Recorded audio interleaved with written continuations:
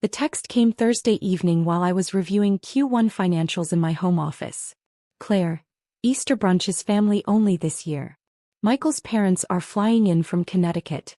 His managing director might stop by. Having you there would create questions. You understand? I stared at the message for a long moment. Michael Chen, Goldman Sachs vice president. My sister Claire's fiancé of 8 months. The man she'd been parading around like a trophy since their engagement party at some overpriced steakhouse in Tribeca. I typed back. No explanation needed. No hurt feelings expressed. Just acceptance. My phone buzzed immediately. Claire explained about Easter. It's probably for the best, sweetie. Michael's family is very established. You know how these finance people are. Dad, your mother and I think it's mature of you to understand. We'll save you some ham. I set my phone down and returned to the acquisition proposal from Meridian Capital. They wanted to buy my fintech company Payroute Analytics for $340 million. All cash. The deal would close in 6 weeks. My VP of Corporate Development had been negotiating for 3 months. Meridian's team was flying in Monday morning for final due diligence. Their managing director, Richard Walsh, would personally lead the meeting. I'd built Payroute from nothing. 5 years ago, I was a data analyst at a mid-tier consulting firm making $68,000 a year. I'd noticed a gap in the market. Small businesses couldn't access the kind of payment routing optimization that enterprise companies used. They were losing 3 to 7% of revenue to inefficient payment processing. So I'd built an algorithm. Started with freelance clients. Reinvested every dollar. Hired my first engineer when I hit $200,000 in annual revenue. Now we processed $8.7 billion in transactions annually for 12,000 clients. My family knew I did something with computers. They knew I had a little tech startup. They'd stopped asking questions years ago when my answers got too technical. Claire had always been the golden child. Phi Beta Kappa at Cornell. Consultant at McKinsey for 3 years before moving to a boutique strategy firm. She made $190,000 a year and never let anyone forget it. When she'd gotten engaged to Michael Chen, the family group chat had exploded with congratulations. Goldman Sachs. Wharton MBA. Vice president at 29. His parents owned a pharmaceutical company. I'd sent, congratulations. Happy for you. Claire had replied privately, thanks. I know this must be hard for you to watch. But you'll find someone eventually. I was 31. Single. No Ivy League degree, just a state school BS in mathematics. From the outside I probably did look like the family disappointment. What they didn't know. I'd been featured in the Wall Street Journal's Tech Founders Under 35 profile 3 months ago. Forbes had ranked Payroute number 47 on their fast-growing private companies list. I'd been invited to speak at FinTech Summit 2024 in Singapore. I kept it quiet deliberately. When you grow up as the overlooked sibling, you learn to move differently. You build in silence. You let results speak. And Monday results would speak very loudly. Easter Sunday I went to my favorite brunch spot in Brooklyn. A quiet French place where nobody knew me. I ordered eggs Benedict and read the Sunday Times. My phone stayed silent. No family photos. No updates. Around 2 p.m. my phone buzzed. Claire, Easter brunch photo. The image showed my parents, Claire, Michael, and an older couple I assumed were Michael's parents. Everyone in pastels and spring florals. Champagne flutes raised. The table set with my mother's good china. They were at my parents' house in Westchester. The same dining room where I'd eaten thousands of meals. The same table where I'd done homework while Claire got help from expensive tutors. I zoomed in on Michael Chen. Handsome. Confident smile. Custom suit even for casual brunch. The kind of guy who'd grown up assuming doors would open for him. Wish you were here, sweetie. Saved you a plate. I didn't respond. Instead, I opened my email and reviewed tomorrow's schedule one more time. 9 a.m. Meridian Capital arrival, Executive Conference Room 9:30 a.m., presentation of Q1 financials 10:30 a.m., technology demonstration 11:30 a.m., due diligence Q&A 1 p.m., working lunch 2:30 p.m., terms discussion with Richard Walsh. My assistant had confirmed everything Friday. Coffee preference for each attendee. Dietary restrictions. Car service from their hotel. Richard Walsh. Managing Director at Meridian Capital. Former Goldman Sachs partner. One of the most respected dealmakers in fintech investing. I'd researched him thoroughly. MIT undergrad. Harvard MBA. 30 years in finance. Known for personally leading major acquisitions. When Richard Walsh showed up, you knew the deal was serious. What I discovered during my research.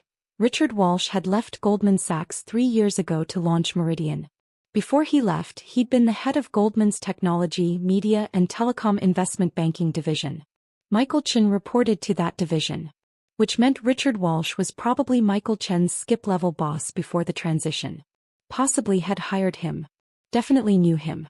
I smiled at my Sunday brunch eggs. Tomorrow was going to be interesting. Monday morning arrived cold and clear. I put on my favorite suit, charcoal Armani tailored perfectly. Red statement heels. Hair pulled back in a sleek ponytail. The Wall Street Journal profile had described my style as understated power. I liked that. My driver picked me up at 7:30. Payroute's headquarters occupied 3 floors of a renovated building in Soho. Exposed brick floor-to-ceiling windows, modern furniture. We designed it to impress. I arrived at 8:15. My executive team was already there. Meridian confirmed arrival for 9 a.m. sharp, my CFO Samantha said. Walsh is bringing 4 people. Legal, finance, tech due diligence, and an executive VP. Perfect. Presentation loaded. Ready to go. Q1 numbers are stellar. We exceeded projections by 23%. I walked into the executive conference room. My team had set it up flawlessly. Leather chairs around a glass table. Screens ready for presentation. Coffee station with premium beans. Pastries from the French bakery I loved. On the wall behind my seat, framed press coverage. The Wall Street Journal profile with my photo. Forbes fast-growing companies feature. TechCrunch article about our Series C funding. Business Insider piece on women-led fintech companies. The Wall Street Journal profile was the largest. Full-color photo of me in the same conference room, arms crossed, confident smile. The headline, How Rachel Morrison Built a $400 million Fintech Empire in 5 Years. I changed my last name legally at 25. Morrison was my maternal grandmother's maiden name. My family still knew me as Rachel Chen. Yes. Same last name as Michael. Common Chinese surname. Pure coincidence. Or perhaps fate had a sense of humor. At 8:55 reception called. Ms. Morrison, the Meridian Capital team has arrived. Send them up. I stood at the elevator bank as the doors opened. 4 people emerged in business formal. 3 men, 1 woman. At the front, Richard Walsh. 62 years old according to LinkedIn. Silver hair, custom suit, the kind of presence that commanded rooms. He extended his hand. Ms. Morrison. Richard Walsh. Thank you for hosting us. Mr. Walsh. Welcome to Payroute. I shook hands with his team. Please follow me. I led them to the conference room. Watched their eyes take in the space. The press coverage on the walls. The panoramic view of downtown Manhattan. Impressive operation, Walsh said, settling into a chair. His eyes landed on the Wall Street Journal profile. He studied it for a moment. I read this piece when it published. Compelling story. Thank you. Shall we begin? For the next 90 minutes my team presented. Samantha walked through financials. Revenue growth, profit margins, customer acquisition costs. Our CTO demonstrated the technology platform. Our VP of sales showed client testimonials and retention rates. Walsh asked sharp questions. His team took extensive notes. This was a man who'd built his career on evaluating companies. Nothing got past him. At 11:30 we broke for the Q&A session. Your customer concentration looks healthy, Walsh said. No single client above 4% of revenue. How do you maintain such strong retention with small business clients? I walked him through our customer success model. The white glove onboarding. The algorithm improvements that saved clients an average of $47,000 annually in payment processing costs. And you're completely bootstrapped until Series C? He asked. Correct. I self-funded through year 3. Series C was purely for expansion capital, not survival. Remarkable. He made a note. Most founders can't resist taking early venture capital. I wanted to maintain control. Build something sustainable rather than chase hypergrowth. Walsh nodded approvingly. It shows in your unit economics. We broke for lunch at 1 p.m. My team had catered from a Michelin-starred restaurant nearby.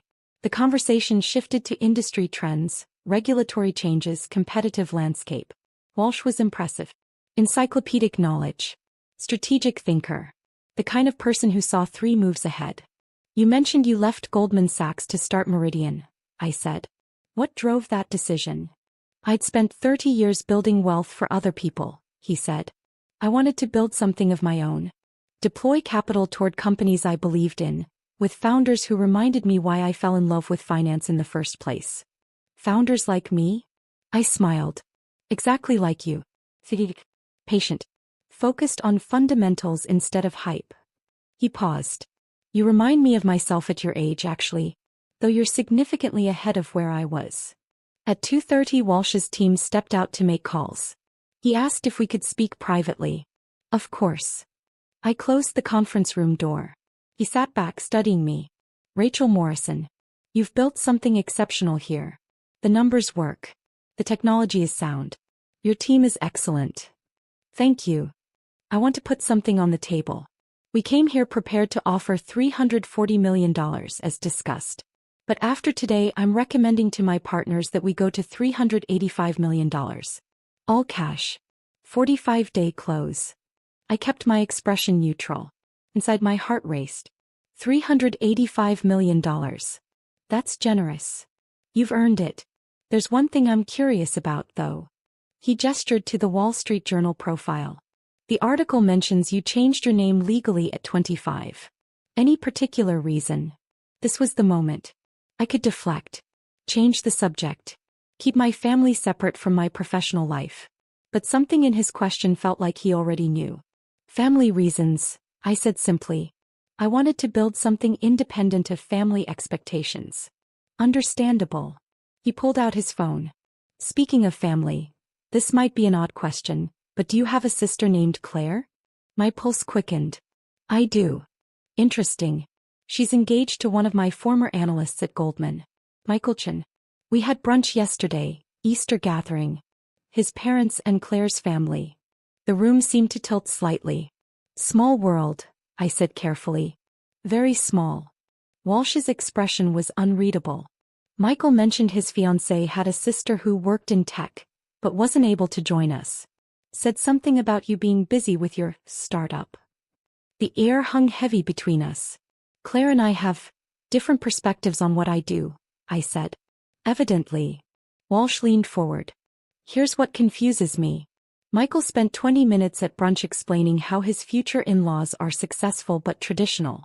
How his fiancée Claire is the accomplished one in the family. How the sister, you, is still finding her path. My hands clenched under the table. Michael seems to think you work at a small company. Maybe make $60,000-70,000 a year. He actually said, and I quote, "It's sweet that she's trying, but some people aren't cut out for high-level business." The words hit like physical blows. Walsh continued, and then I show up here this morning to negotiate a $385 million acquisition with Rachel Morrison, who I now realize is Rachel Chen, and I'm sitting across from the woman Michael described as a well-meaning failure. He doesn't know, I said quietly. Clearly not. Walsh's eyes gleamed. The question is, why? I met his gaze. Because I learned a long time ago that my family sees what they want to see. Claire needed to be the successful one. That was her identity. I didn't need to take that from her. So you built a $400 million company in silence. Success doesn't require an audience. Walsh laughed, a genuine, delighted sound. Rachel, you are exactly the kind of founder I love working with. He stood, extending his hand. Let's finalize this deal. And then, if you're amenable, I'd very much like to see the look on Michael Chen's face when he realizes who his fiancée's sister actually is. I shook his hand. I think that can be arranged. The deal closed 43 days later. $385 million. All cash. Meridian Capital would take a 60% stake. I'd retain 40% and stay on as CEO for a minimum of 3 years. The press release went out on a Tuesday morning. Meridian Capital acquires majority stake in Payroute Analytics for $385 million. Leading fintech company Payroute Analytics announces strategic acquisition by Meridian Capital. Founder and CEO Rachel Morrison will retain significant equity and continue leading the company's growth. The Wall Street Journal ran it as front-page business section news. TechCrunch led with it. Bloomberg covered it on their morning show. My phone started ringing at 6 a.m. I ignored the calls. I was in my office watching the news coverage on my monitor when my assistant buzzed. "Ms. Morrison? There's a Michael Chin here to see you. He says it's urgent. He doesn't have an appointment." I checked my watch. 9:47 a.m. Send him up. 3 minutes later, Michael Chin stood in my office doorway. He looked exactly like his photos, handsome, well-dressed, but now his face was pale, his eyes wide. "You're Rachel Morrison," he said. "I am. Claire's sister is Rachel Chin. Also me. I changed my name legally 6 years ago." He stepped into my office, staring around like he'd entered an alternate dimension. The floor-to-ceiling windows overlooking Soho. The modern art on the walls. The Bloomberg terminal on my desk. "You're the Payroute CEO." "Yes. Richard Walsh called me this morning.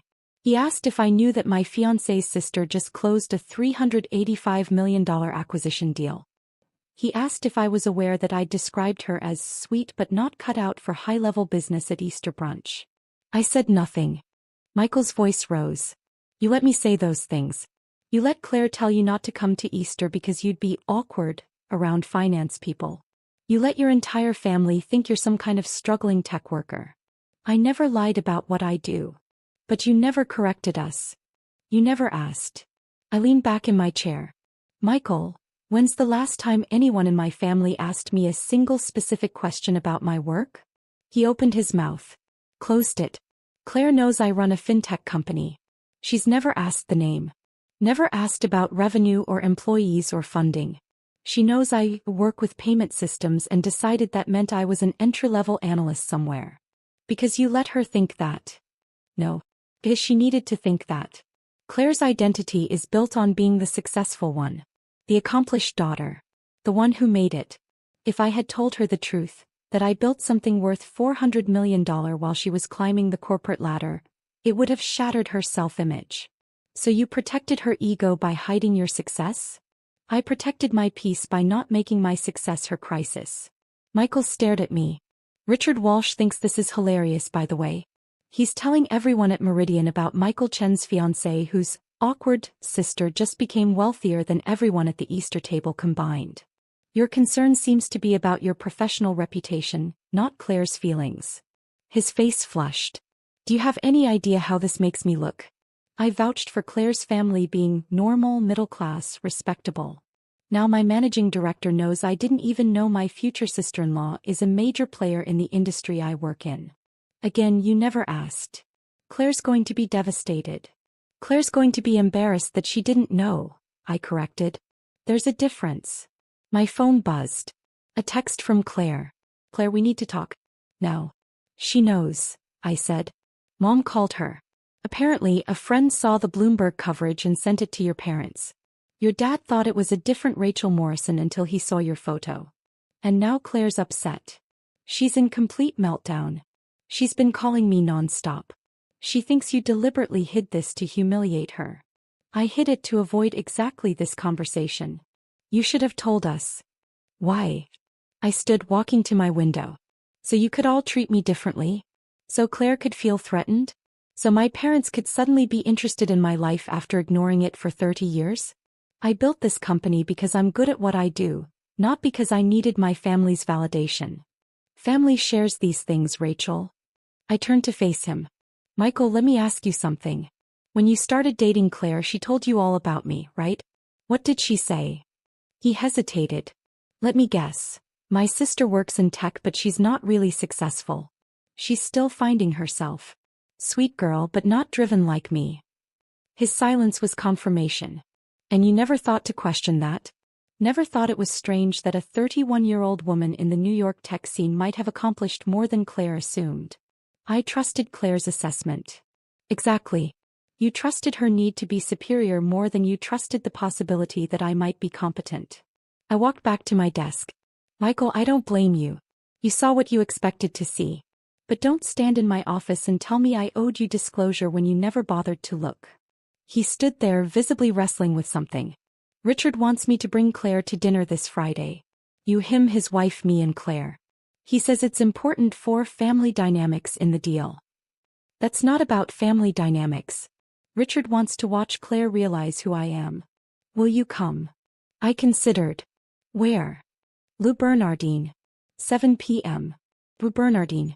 One of the most expensive restaurants in Manhattan. Where people went to impress. I'll be there. Friday evening, I wore a black Tom Ford dress and the Cartier watch I'd bought myself when Payroute hit $100 million in revenue. My driver dropped me at Le Bernardin at 6:55 p.m. Richard Walsh was already there with an elegant woman I assumed was his wife. He stood when I approached. Rachel, you look wonderful. This is my wife, Catherine. Lovely to meet you, Catherine said warmly. Richard hasn't stopped talking about your company all week. It's kind of him to be so enthusiastic. Kind nothing. He's got excellent instincts and you're exactly the kind of founder he respects. Michael and Claire arrived at 7:03. Claire wore a blush pink dress, expensive but trying too hard. Her eyes found me immediately and I watched the calculation happen. She'd clearly Googled me, seen the articles, done the math. Now she had to figure out how to play this. Rachel. She air-kissed both my cheeks. You look successful. Thank you. You look lovely too. We sat. Richard orchestrated the seating. Him at the head, Catherine to his right, then me. Michael to his left, then Claire. Directly across from me. The sommelier brought wine. Richard made small talk about the restaurant, the menu, the weather. All the while Claire's eyes kept darting to me. Finally, after we'd ordered, Richard leaned back. So Claire. Michael tells me you work in strategic consulting. Yes. I'm at Brighton Advisory.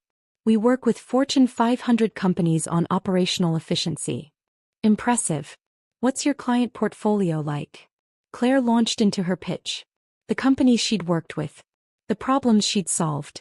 The promotions she'd earned. Richard listened politely. Catherine asked intelligent questions. When Claire finished, Richard turned to me. Rachel, tell Claire about the Q1 numbers. I think she'd find them interesting. Oh, I don't think, I started. Please. Humor me. I set down my wine. Q1 revenue was $127 million. We exceeded projections by 23%. Processed $2.4 billion in transactions. Added 847 new clients. EBITDA margin held at 34%. Claire's face froze. And the expansion plans? Richard prompted. We're opening European operations in Q3. Already have regulatory approval in the UK and Germany. Projected European revenue of $80 million by end of year 2. Outstanding. Richard turned to Claire. Your sister built quite an operation. Michael mentioned you two are close. Claire's smile was brittle. We're family. Rachel mentioned she couldn't make Easter brunch. That must have been disappointing. It was a small gathering, Claire said carefully. Of course. Michael mentioned his managing director might stop by. That was me actually. Richard's smile was pleasant. I remember you mentioning your sister worked in tech. Something about a startup? Michael looked like he wanted to disappear into his chair. Claire's eyes met mine. In them I saw the full scope of her realization. Not just that I was successful, but that I'd been successful the entire time she'd been pitching her career to me. Every condescending comment. Every dismissive assumption. I didn't realize Rachel's company was so substantial, Claire said. $400 million in valuation, Richard said cheerfully. Post-money, of course. With the acquisition, she's now one of the most successful fintech founders under 35 in the country. That's wonderful, Claire managed. And she did it while you were telling people she was finding her path, Richard added, his tone still pleasant but his eyes sharp. That must be quite a revelation. The table fell silent. Catherine cleared her throat delicately. Richard, darling, I think we've made our point. Have we? Richard took a sip of wine. Because I'm curious, Claire. When was the last time you asked your sister about her work? Really asked. Not assumed but inquired. Claire's face flushed. We don't really talk about work. No? That's interesting. Because Michael mentioned you spent quite a bit of time at Easter explaining your career to my wife and me. But when it came to Rachel, the description was, what was it, Michael? Michael looked miserable. I said she was still figuring things out. Right. Still figuring things out. Richard looked at me. Rachel, when you founded Payroute, what year was that? 2019. 5 years ago. And Claire, how long have you been at Brighton? 4 years. So Rachel was already building a company when you started your current position. And in those 5 years, you never once asked her how it was going? Never checked revenue? Never asked about funding or growth? She never mentioned it was successful. Claire's voice rose slightly. Did you ask if it was? Silence. I set down my fork. Richard, this isn't necessary. Isn't it? He looked at me seriously. Rachel, you're about to become a significant figure in this industry. The deal we closed will make headlines for months. You'll be speaking at conferences, featured in magazines, courted by investors. And your family didn't even know you existed professionally. That was my choice. Was it? Or was it easier to let them underestimate you than to challenge their assumptions? The words hit harder than I expected. Catherine reached across the table, touching my hand gently. What Richard's trying to say in his characteristically blunt way is that you deserve to be seen. Not just by us but by the people who are supposed to know you best. I looked at Claire. Really looked at her. She wasn't angry. She was shattered. Her entire self-concept, the successful daughter, the accomplished one, the family star, had been built on the foundation of being superior to me. And that foundation had just been revealed as fiction. I'm sorry, I said quietly. Claire's eyes widened. You're sorry. I let you build an identity around being better than me. That was unkind. I could have corrected you years ago. I didn't because it was easier to let you have that than to deal with the fallout. But you are better than me, Claire whispered. You built something worth $400 million. I make recommendations to companies. You're excellent at what you do. Your work matters. It just doesn't have to matter more than mine for you to be valuable. Her eyes filled with tears. I told you not to come to Easter because you'd be awkward. I know. I told everyone you were struggling. I know. And you just let me. Yes. Why? I took a breath. Because fighting with you about who's more successful seemed exhausting. And because I didn't need you to know. My success wasn't about proving anything to you. It was about building something I believed in. Claire wiped her eyes. I've been such an asshole. You've been protecting your ego. I understand that. Do you? Claire, I spent my entire childhood watching you be the favorite. The one with the tutors and the prep school and the Ivy League admissions counselor. I wasn't angry about it. I just decided to build a different kind of success. Michael spoke quietly. Richard called me into his office Wednesday. He asked if I understood that I'd spent Easter brunch insulting one of the most successful founders in the industry. He asked if I made a habit of dismissing people without knowing their credentials. What did you say? I asked. I said I was an idiot who believed my fiancé's assessment without questioning it. He agreed. He's right, Richard said unapologetically. Michael, you're a bright analyst. But you have a blind spot when it comes to assuming competence. You assumed Rachel was unsuccessful because Claire told you she was. You never verified. In our industry, that's a fatal flaw. I know, sir. Do better. I will. Richard turned to Claire. And you're talented at your job. But talent without humility is just arrogance. Your sister built something extraordinary while you were convinced she was failing. That should teach you something about assumptions. Claire nodded, tears still streaming. The dinner continued, awkward but honest. We talked about Payroute's future. Claire asked questions, real questions, about the technology, the business model, the growth strategy. I answered them. By dessert, the tension had shifted into something else. Not resolution exactly, but the beginning of actual understanding. As we left, Claire pulled me aside. Can we have coffee? Just us. I need to actually know you. Not the version I invented. I'd like that. And Rachel, I'm sorry. For all of it. The dismissiveness. The assumptions. Telling you not to come to Easter. I forgive you. Just like that. Claire, holding grudges takes energy I'd rather spend building things. She laughed through her tears. You really are better than me. No. I'm just different. And that's okay. 3 months later, Payrout's European expansion launched successfully. Claire attended the celebration dinner I hosted. She brought a gift, a framed photo from Easter brunch but photoshopped to include me at the table. Revisionist history?